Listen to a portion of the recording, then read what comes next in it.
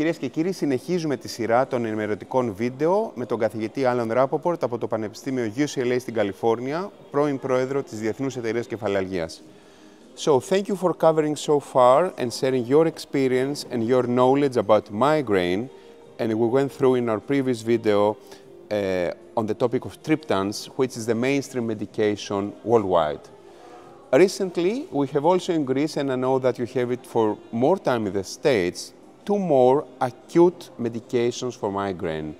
We have one from the category of Gepants and one from the category of Ditans.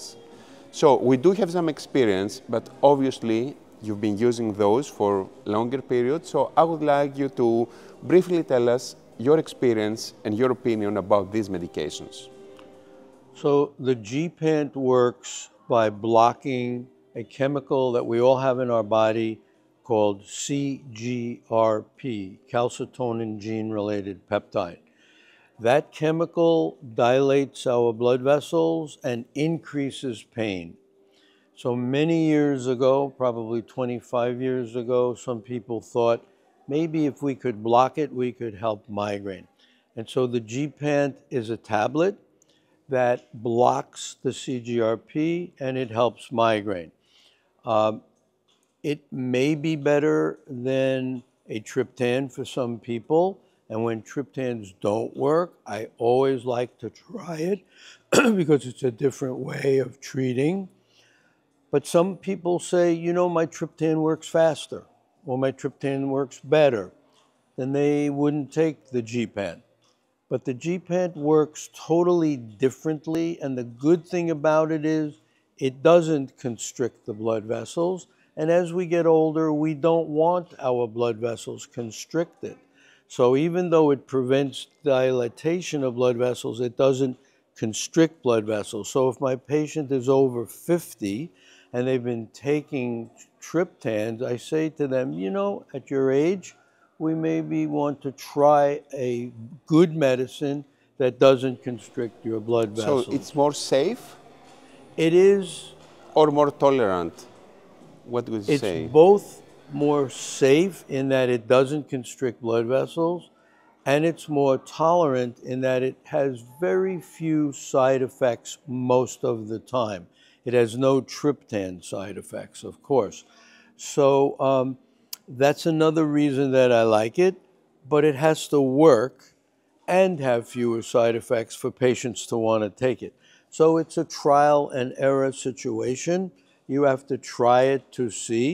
And I would say more often than not, my patients do like the Gepants, but it doesn't work in everybody. And one complaint that I do have is it sometimes doesn't work as quickly as my triptan, if the triptan worked quickly.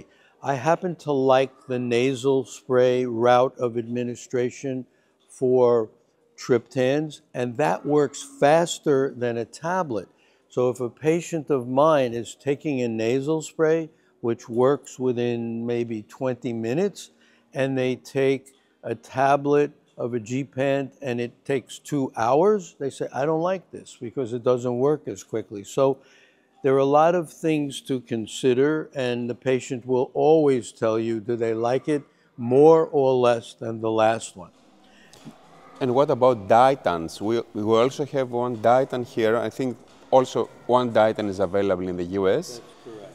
And what's your experience? How good is it to relieve pain? And what about the potential side effects of somnolence? We know that people are advised not to drive for some hours after taking it. So what do you think?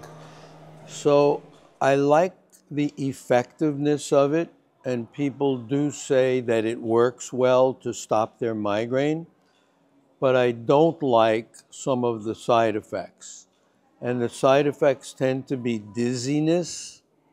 In a large percentage of people in the double-blind trials that were done in Europe and in the United States, there was about 16 to 18% of the patients that were dizzy. And a young, healthy person that's working during the day doesn't want to feel like they're dizzy. And if they get it, they can't continue to take it, but many people don't get the side effects.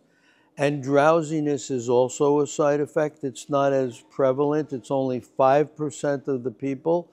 But they did an interesting study where they looked very carefully about how the patient was functioning after they took the tablet. And it took 8 hours before they were able to be functioning normally again.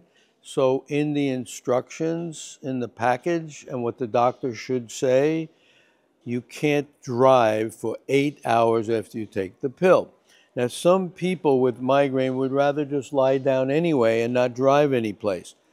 But if they take a medicine now, like a triptan, and they're fine in an hour and can drive, and then I tell them they can't drive for 8 hours, they don't like that. And also, that drug is likable. They have to do tests when they're trying to get approval for a drug. Would an animal or a human prefer to have this drug just because it makes them feel better? So there's a chance they may use too much of it. And in the US, they found that it is somewhat likable. So it has a special category and a special way the doctor has to prescribe it. It's not a serious category. It's not like taking an opiate, which is which causes a lot of addiction, but it could cause addiction. So with all of these issues with it, I don't use it very much, but I have to say, if nothing else has worked, it is worthwhile trying because it is effective, maybe even more effective than the two drugs we talked about in certain people. Thank you for this. And one last question on acute treatment. So given the fact that we do have triptans, we now have Gepants and Ditans, and of course there is an old school of analgesics and non-steroidal anti-inflammatories that some people might use in combination with novel medications. Do you think that most migraine patients can get significant relief, acute relief, during their headache attacks?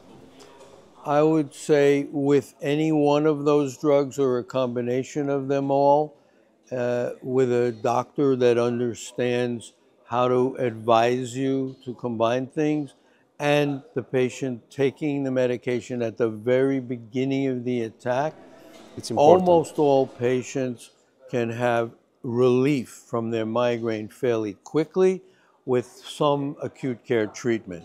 There are rare patients that when nothing works, and I'm not sure what that's caused by, but we struggle more with those patients, but very rare, less than 1%. So almost everybody can get significant relief. That's I would say yes. So reassuring. So thank you for this, and we have a next video that we will discuss prevention of migraine.